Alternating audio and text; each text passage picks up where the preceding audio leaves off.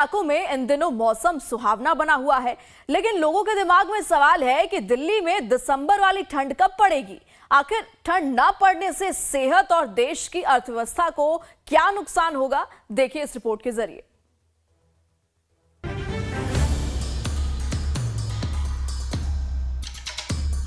दिल्ली में दिसंबर में जहां कड़ाके की ठंड में लोगों के रजाइयों में दुबकने या अलाव में हाथ सेकने का समय होता है, वहीं इस बार दिसंबर का पहला हफ्ता गुजर गया है, लेकिन दिन में सूरज भगवान लोगों का पसीना निकाल रहे हैं।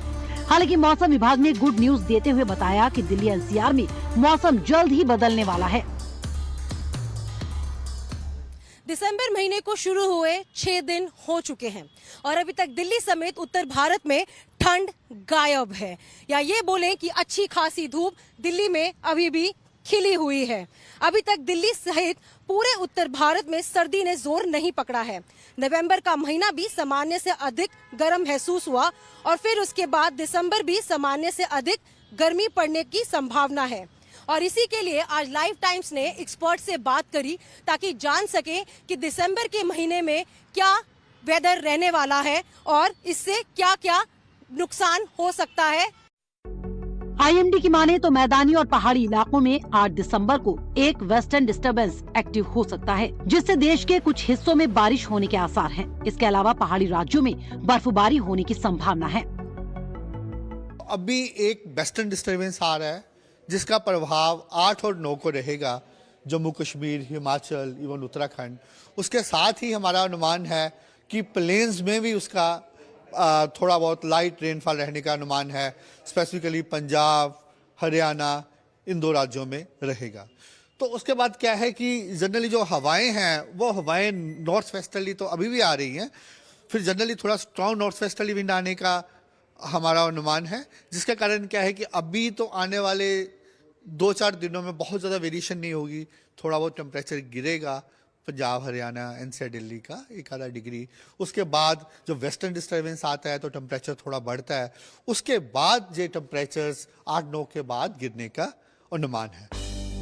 वहीं मौसम में हो रहे इस बदलाव की वजह से सेहत पर भी खासा असर पड़ रहा है।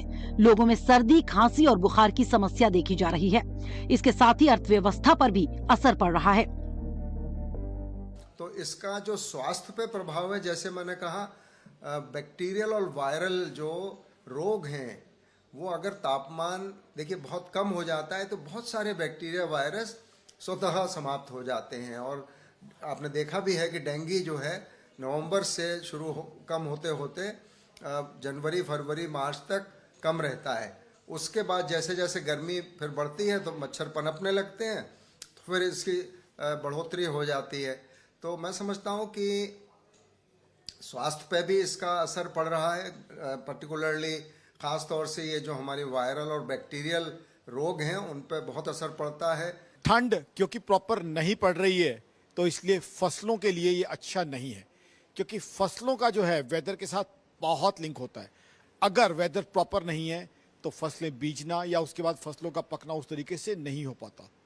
तो अब अगर फसल प्रॉपर नहीं हो पाएगी तो इंडिया आज भी एग्रो बेस्ड इकोनॉमी है, और सबसे इंपॉर्टेंट जिसकी हम हमेशा चर्चा करते हैं, फूड इन्फ्लेशन, वो एग्री प्रोडक्ट्स की आउटपुट पे डिपेंडेंट करती है। तो आज की तारीख में अगर देखें हम, फसल प्रॉपर नहीं होगी तो क्या होगा, फूड इन्फ्लेशन बढ़ेगी और महंगाई इंडिया की सबसे बड़ी इकोनॉमिक प्रॉब्लम है। महंगाई आम आदमी को तो परेशान करती है। मैक्रो इकोनॉमी के हिसाब से भी inflation is something which directly eats into GDP growth. So if inflation is high, GDP growth would be lesser. If GDP growth is lesser, then deficit would be higher. To plug the deficit, the government may have to impose more taxes. तो पूरी की पूरी economy पे इसका negative effect आ सकता है। Climate central के एक नए विश्लेषण से पता चलता है कि भारत में सर्दियों के मौसम में तापमान में चिंताजनक वृद्धि सामने आई है।